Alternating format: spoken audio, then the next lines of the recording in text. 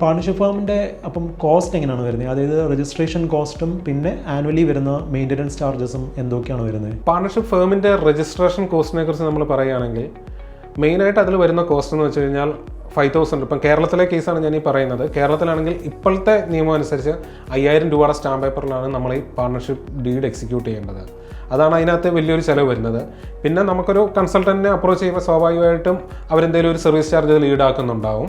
എന്നാലും ഒരു private limited company വെച്ച് നോക്കുമ്പോൾ ഇതിൻ്റെ പാർട്ണർഷിപ്പ് ഫോർമേഷൻ്റെ കോസ്റ്റ് വളരെ കുറവായിരിക്കും.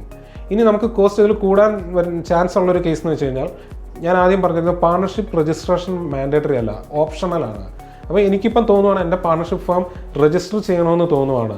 അപ്പോൾ ഞാൻ രജിസ്ട്രാർ ഓഫ് ഫേംസിനെ അപ്രോച്ച് ചെയ്യും. അങ്ങനെ ചെയ്ത് കഴിയുമ്പം അവിടെ ഒരു സെപ്പറേറ്റ് ഫീസ് എനിക്ക് അടയ്ക്കേണ്ടതായിട്ട് വരും. അതാണ് ഇതിൽ രജിസ്ട്രേഷനിൽ നമുക്ക് അഡീഷണൽ വരുന്ന ഒരു കോസ്റ്റ്.